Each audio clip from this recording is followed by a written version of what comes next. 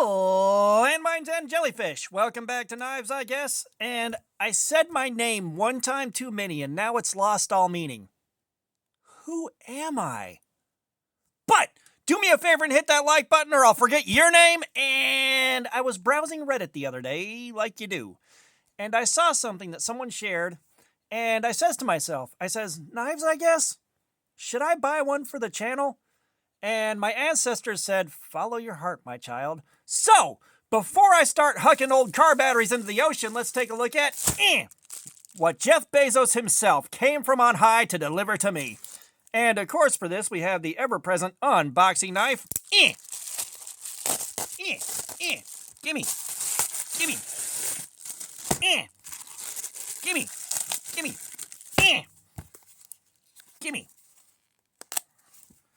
Gimme. Gimme. Gimme. Time! So we've got a Flissa right here. Let me look at the box here. This is my first time seeing this.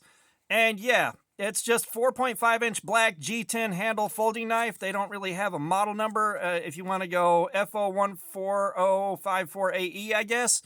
I'm not sure. They need to start naming some things. Because, yeah, other than that, so this was $12.99 on Amazon. All right, let's take a look at what we're holding, because it'll bother you if I don't, and you know I spoil you. So, first things first, and most importantly, the pocket clip is tip up, which is the Lord's carry. We have got the G10 right here on the handle. We have got the flipper tab. Let's flick the bean. And we have got 3.35 inches of D2 steel here. We got our liner lock, 7.87 inches overall. 3.7 ounces is the weight. So, I saw this posted on Reddit. Someone shared this. There were a few potential dropout killers. The Ozark Trail, the Wug Out, the Ozark Trail, what have you. And of course, as we know, those things are a pain in the left ass to find. And man, the quality on them has been all over the map. All right, if you guys have been around for a minute, you've seen the ones that I got before the first videos went up on YouTube that were amazing. And then you saw the black one where there was not a single molecule of hardened steel in that son of a bitch. And believe it or not, that black one got mailed to China. A company that I'm working with wants to take a look at some access locks to see how they're built and all that. And I wanted them to be able to compare a good one to that, to a Ganzo.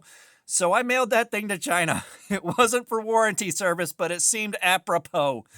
But we're focused on this thing right now. So for $12.99... I really liked what I was seeing there, and I really wanted to get this to check it out, because these are available on Amazon all day, every day. They're not that hard to find. I feel bearings in here. Yep, I feel bearings, so we got a fairly drop-sheddy action. I'm sure that will break in a little while, so we got the bearings on there. I will say the spine on this is kind of sharp, which may be something you do or don't prefer. I kind of like them crowned over a little bit, because I ain't going to be striking a fire steel. But it's not really that bad. It's just I noticed it while I was opening and closing it. It feels pretty solid. The construction feels pretty solid. Everything about this feels pretty good. How's the pocket clip look? Pocket clip's about a medium. It should do a good job getting into and back out of the pocket and over the hem of the pocket. I don't see a huge issue there. Like, the only risk I see is it getting caught on something and bending out of shape, which may happen. Sometimes it does, sometimes it doesn't. But there's plenty of clearance right here. The screws aren't recessed, but there's enough clearance right here to clear the hem of a pocket, which should make it really, really unlikely it gets hung up and bends out of shape. I've had it happen. I don't like it happening, but that's why I carry a T8 driver, a T6 driver, and some pliers in the truck, because it just drives me nuts carrying it around for the rest of the day like that. But yeah, and they advertise the HRC at 60 to 62. That's on the higher end for D2. Normally it hangs around 58, 59, sometimes peaks up into 60. But if this is running 60 to 62 HRC, I am going to be excited about it. We're going to carry this soon. We're going to carry this thing soon, and we're going to do Cardboard Slayer on it soon, because I really want to know.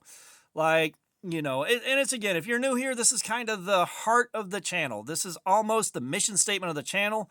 Finding cool stuff like this that is priced quite low, that does a great job. You know, we like hanging around the sub $50 range, but once in a while, something that is at least offering and claiming these features at like $12.99, that doesn't pop up very often, you know. And the big thing with this is it's D2. All right, for $12.99 and D2, this is, you know, kind of unheard of a little bit outside of the Ozark Trail, outside of the dropout. You don't see this happen very often. So if it's a quality heat treatment on the D2 and it's made well, we might be onto something here, and this is something that I have been saying for a hot minute now, but I personally feel like HCR13 should start getting phased out. D2 should take HCR's place, and then S35VN should start taking D2's place. Like, that's the order of operations I see most realistically happening, and we're starting to see stuff like this pop up. And again, the heat treatment, maybe it's good, maybe it's bad. We're going to find out about that.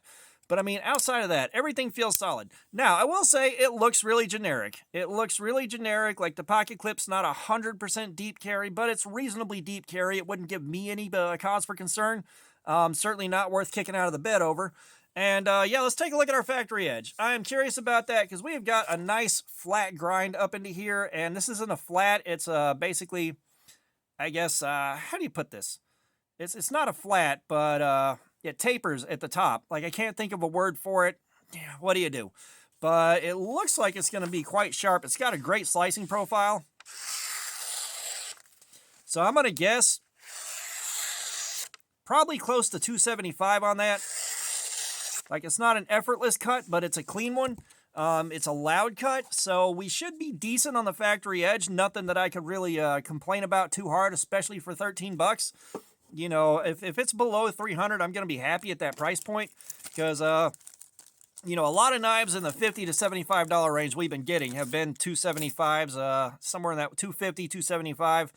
It may be within a healthy range, but how this thing works, if you haven't seen it by some odd chance, we're measuring the number of grams of force we take to cut through the wire on this calibrated test clip. The lower the number, the better.